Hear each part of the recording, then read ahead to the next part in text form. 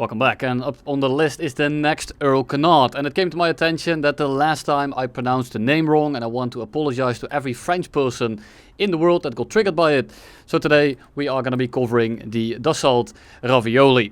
In short, the Rafale feels very similar to something like a Mirage 2000. Now there are some distinct differences, but the main strengths still apply. The Dassualt is maneuverable, it's responsive, it accelerates extremely quickly, and of course you have the off-bore MICA with HMD combo that makes it very easy to defend while you are attacking. The acceleration is extremely good, so much so that even on 101% the reflux here will be able to blow its wings off in a straight line. You do want to be careful with overspeeding. It's not too bad. You will start redlining at about 1400 IES, which is okay. It's not super fast, you can push through it, but you know, it just kind of becomes a gambling match because the rifle will blow its wings off at about 1458 IES. So try to keep it below that. I try to have a little bit of leeway, so personally I try to just not go over 1400.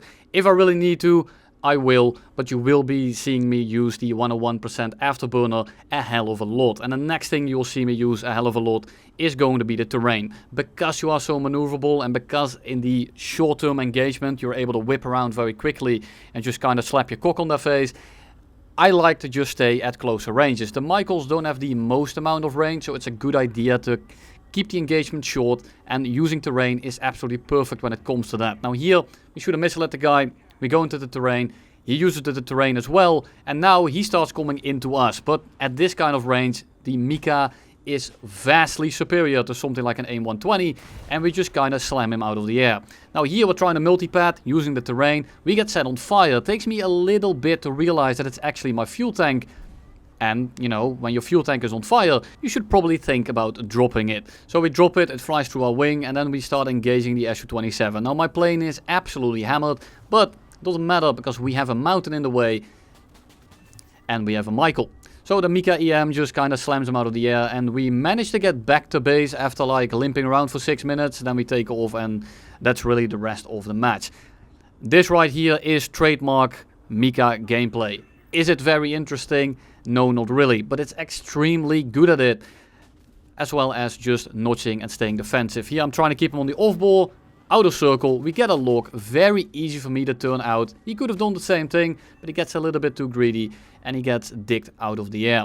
Now, you are familiar with all of this if you're flying a Mirage, however this one has another ace up its sleeve. It's actually pretty damn maneuverable when it comes to high speed engagement. So even though you can fly it like a Mirage, where you kind of just stay low altitude, use the terrain, when you are fast, you are actually still able to notch properly. Now it's of course helped by the fact that you can use the lock circle and keep them on the off-bore, but even if you get caught going like Mach 1.1, Mach 0.15, you're still able to notch properly, and this is something that the Mirage kind of struggles with, because above Mach 1.1 the plane just doesn't move anymore. And if you are in a close range engagement, you're going straight at someone at very high speed, you basically don't have the time to properly react to them. Whereas this thing is the polar opposite. It's not as good as the Eurofighter at high speed, but still it absolutely moves. And this gives you the ability to be faster throughout the match, making you harder to kill and giving your missiles a bit more range. Also, what the hell is that lighting on the bottom of my plane? When it comes to sustained kind of fighting, it doesn't beat out the Block 10, Block 15,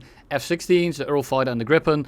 But you know, it's not really a crime to not be able to beat these planes in a sustained fight. It's more of an honor that you get listed among them. All you really need to know is that the flight model is very competitive, and at the end of the day there's so many variables in RRB that it never comes down to the very minute details, but more the loadouts and the positioning. Now where it loses out on sustained, it has some of the best stall in the game. Also not very useful in RRB, but I thought I'd mention it anyway. About the rest of the kit, it's pretty good. RWR is very solid. The ESA radar feels pretty good, updates very frequently, but I haven't found that much use of it. Sure, it's very good. Keep in mind, it's a very strong radar, but in RRB with the markers, the TWS isn't as strong because, you know, with the MICAs, you don't really look for the very long range engagements, and often you just kind of use the HMD. And the HMD has no issue locking most of the time. Now you still get the issue sometimes where it locks onto a missile or tries to lock onto nothing. And sometimes you have the lock and your missile simply would not fire. These things still happen, but I have had them happen much less as when I was flying something like the Eurofighter. Now the Eurofighter should beat this thing in a dogfight. Again, we still have to test it. We haven't flown the Rafale that much when it comes to the 1v1 matchups.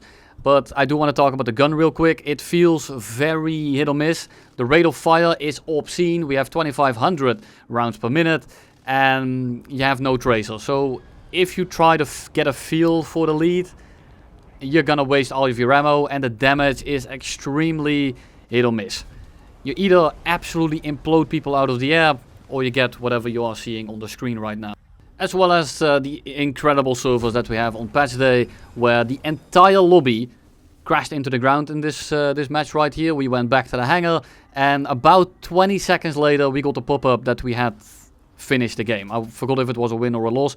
I definitely won because we've never lost on this channel.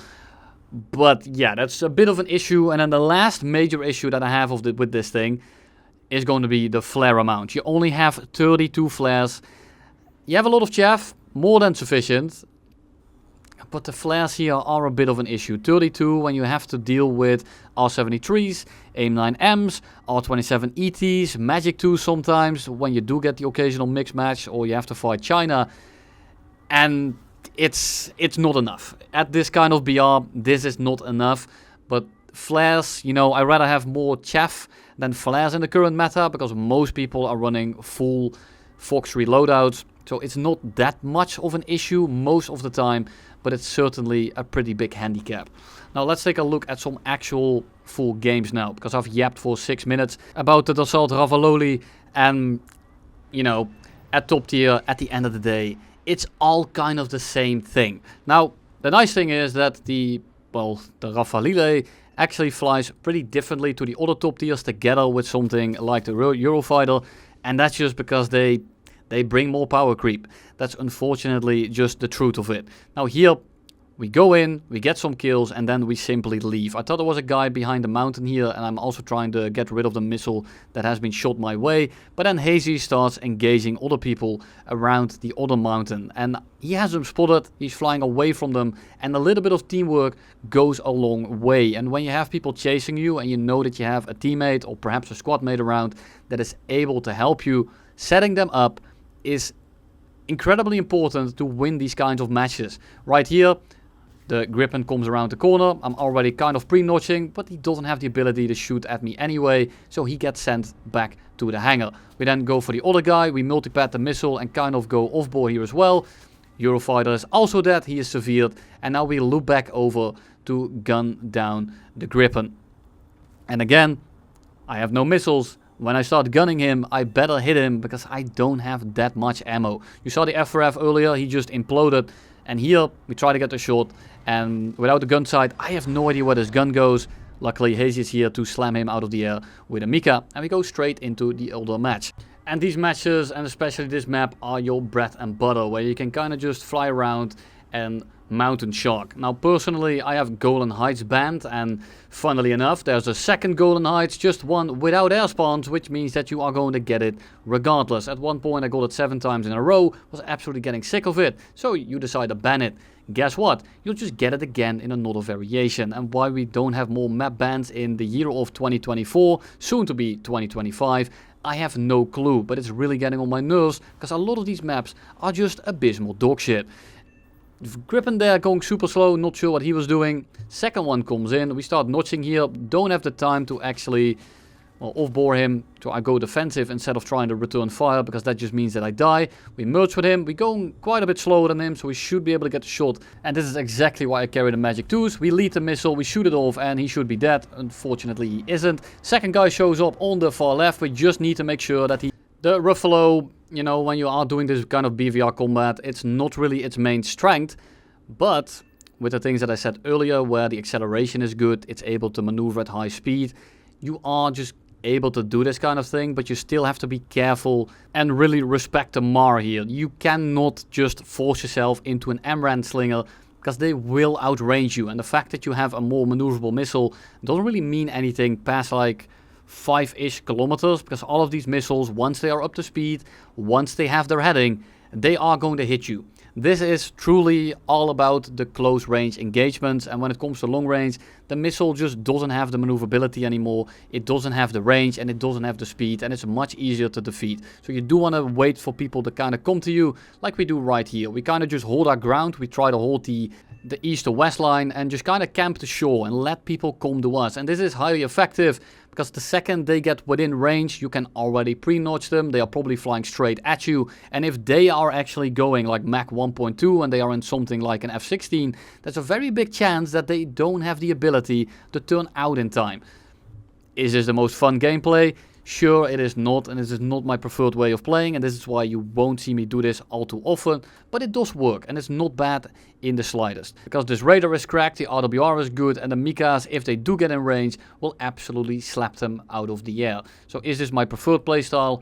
Definitely not, but you know, if you do want to make this work, if you prefer this kind of playstyle, it is viable. Just know your limitations, and don't try to force their kind of play.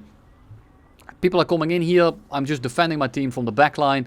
Now the issue with this is that very often you'll find that if you shoot your missiles off from the backline, your team will kill them before you do. However, later into the game, a lot of your teammates will be out of missiles, and if you then drop in, you basically just farm a lot of free kills. Now the J10 there didn't manage to go down, which is a little bit unfortunate, but this is why we carry the Magic 2. We drop directly on top of him, he doesn't get a warning, those things are pretty damn fast, he doesn't flare it, and down he goes. And then we have to engage the chaff here, which will very likely not have much of an answer to our flight performance, but unfortunately for us, he is simply going to run away back to his airfield. And that's it for the interesting footage from that match. Now here we are down a tremendous amount. I believe it's like 6 feet 12 and it's looking extremely bleak. Now 2 of them trade, which is not ideal for us, but I am trying to stay in the terrain and then peek out whenever I feel like there's a good opportunity. Everyone is engaging someone else.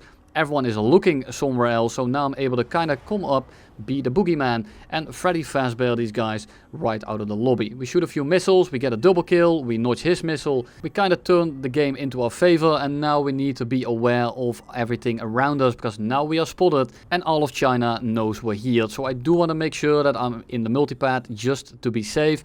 RWR going off behind me, another guy in front of us, Typhoon gets slammed down by Hazy. Mirage also shoots someone down, and then the Gripen shows up directly in our face. Now I'm going to be able to multipad this one into the ground, a little bit too close for comfort, so I didn't want to try and notch it. I'd rather just try to run it into the ground, because at that kind of range, even though this plane is very good at last second notching, with that kind of aspect, I am not going to be risking it. He goes into a flat spin, and that is basically the rest of the game. We then 3v1 the last dude and managed to win. Now I've been harping on about the maneuverability, the dogfighting capability, the stall control and all that good stuff. And you might ask, why didn't you put any of that in this video? And I'm gonna show you exactly why right in this clip. So we merge with an F-14, which I'm not entirely sure on why I can see that in the Dassualt Rafale, but you know, it is what it is. Su-27 comes in, so we go into the terrain, and I'm trying to bunch these guys up so I can dogfight them at the same time. Going well so far. Su-27 is going super slow. F-14 turned around and are now basically next to each other, so what do I need to do now is multipad that missile, go underneath him, and then we start pitching up and dogfight them at the same time. F-14 kisses a tree, and as I'm about to dogfight the Su-27, he runs out of fuel in the middle of the fight. He is a little bit of a nothing burger when it comes to the Rafiki's gun, and that's all I have for you today. Thank you all for watching, and you'll see me in the next one.